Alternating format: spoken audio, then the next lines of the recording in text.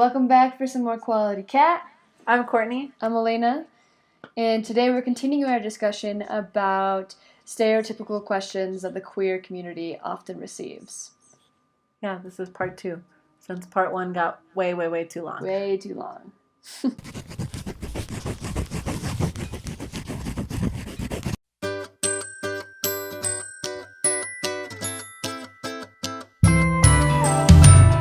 Something that I've heard from some frustrated girlfriends of mine, and I don't mean girlfriend, I mean a friend that is a woman. Straight friends. Straight friend, is, I wish I could be gay. I'm tired of men.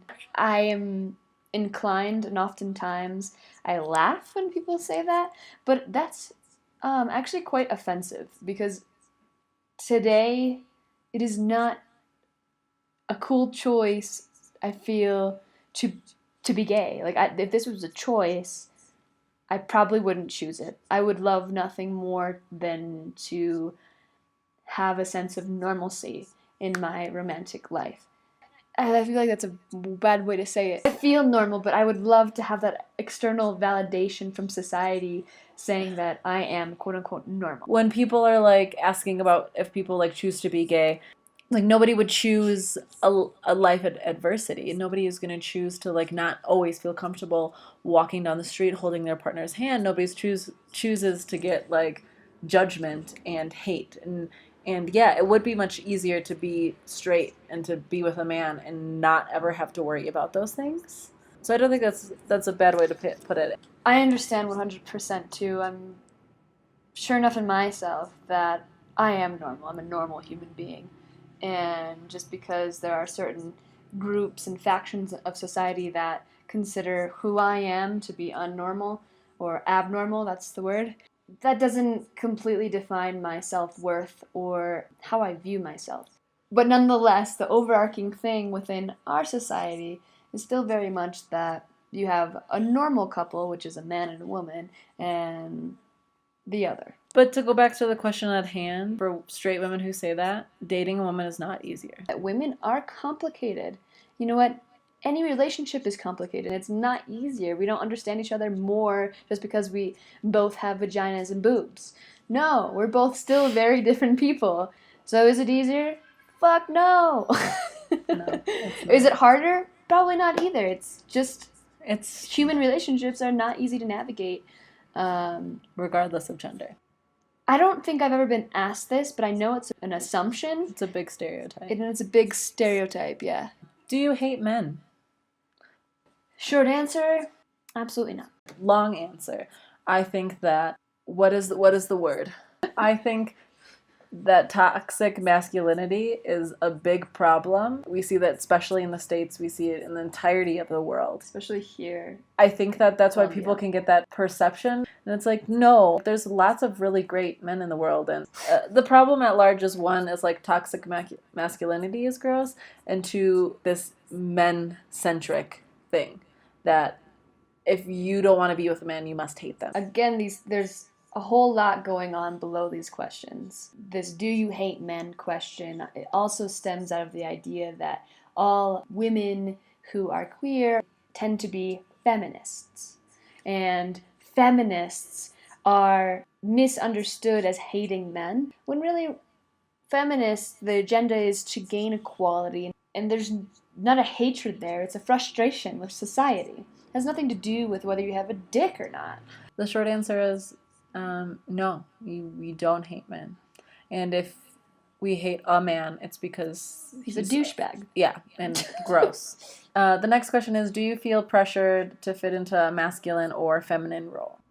If I'm honest, at times, I feel that pressure from the queer community itself. Do you want to explain that? How do I explain this?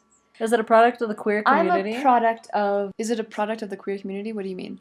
Is it a product of the queer community? Is this a product of society at large that is then funneled into the queer community? I think both. So I feel like it's a product of society at large having these defined gender roles that in the beginning of, I guess, this coming out of lesbians especially, a lot of early lesbians will say. Excuse me if I'm not being politically correct here, I'm not sure how to navigate some of these terms. Earlier lesbians tended to have these more established roles, and I think this sort of idea has still permeated into today in the queer and especially the lesbian community.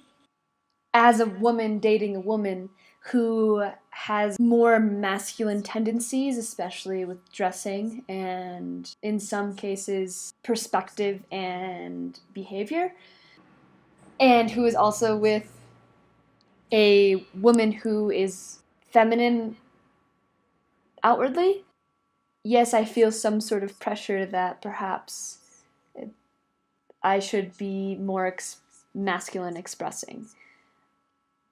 But I guess the question though is, are you just in some regards more masculine, and so then now you feel this pressure like, oh, now I'm more masculine in a relationship with a woman, so do I have to take on all these other masculine roles? Is it like a pressure to be, I guess, which is the question, is it a pressure to be all or nothing versus just accepting yourself for your masculine parts and your feminine parts?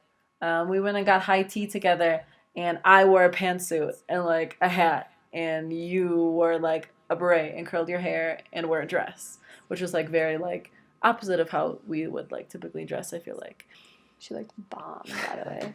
the pressure people feel, I think it comes from the pressure of feeling all or nothing, and it being uncomfortable being in the middle. Which totally leads into a whole nother topic of, labels and fluidity. It's just a hard thing to navigate. I don't think I've ever felt a pressure to be masculine or feminine. Yeah, I guess what's the conclusion to this question? That we're just femme lesbians that struggle. Maybe my own thing is the reason why I feel pressured has everything to do with my own sense of identity and really nothing to do And at all accepting with you, other communities. Yeah, I think accepting maybe yourself in both parts. definitely maybe have a little bit more work to do on self-acceptance. So, And that kind of goes into the next question. why do girls date masculine women? And so we had talked about this question a little bit before we started filming. And what did you say? Yeah, I guess I don't know how to answer that. I guess it just comes down to preference. A masculine woman is still not a man. And so women who like women, whether they dress masculine or whether they dress feminine. And identity and like how you choose to dress and look and preferences you have for people who dress or look a certain way has nothing to do with the gender you like.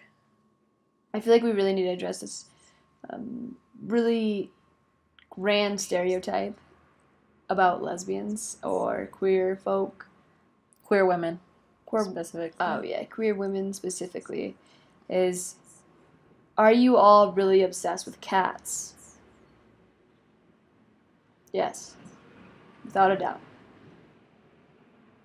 Another huge stereotype is U-Haul lesbians. And do women like move quicker in relationships or get serious in relationships quicker? Honestly, yes. I'd say it depends on the person who you are, but from my experience, it tends to move quicker.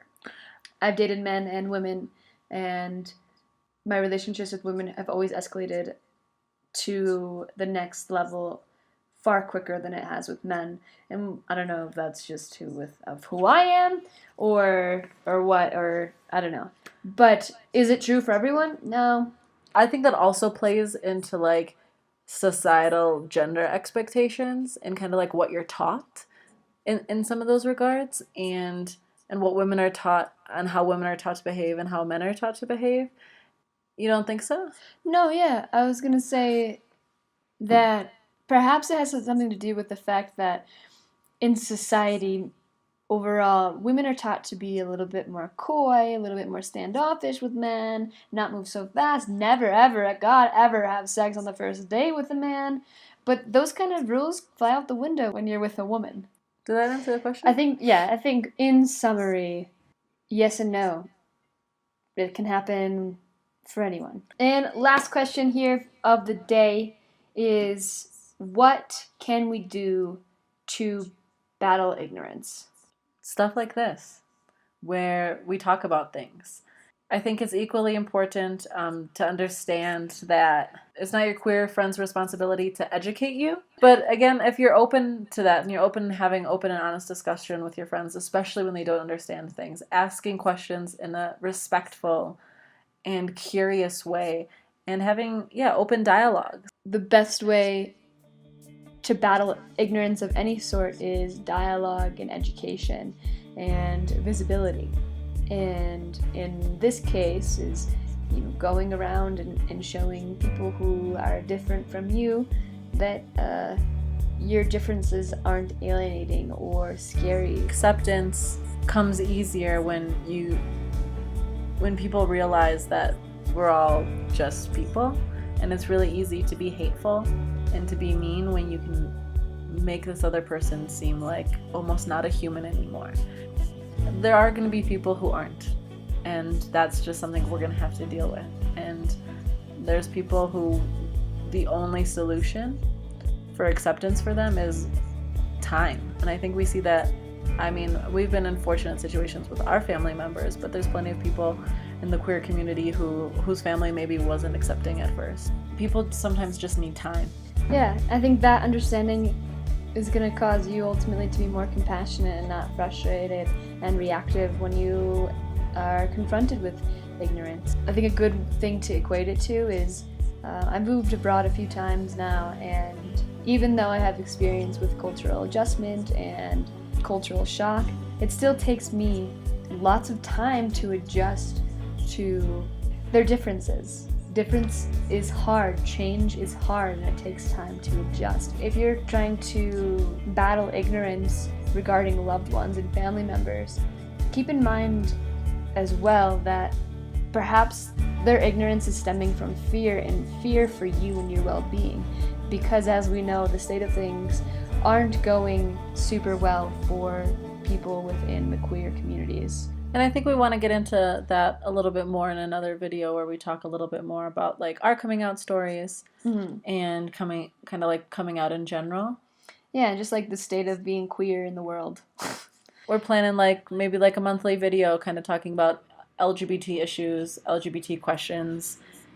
That said, thank you so much for watching, and if you have any questions for us about these types of topics, shoot them in the comments below. Or if you'd like to see a video about any sort of current politics regarding LGBT, let us know and we can possibly discuss those. But until next time, make sure you hit that like button if you liked what we're talking about, and subscribe for new videos. And ring that bell so you get the notifications. Yeah. Thanks for joining us for some Quality Cat.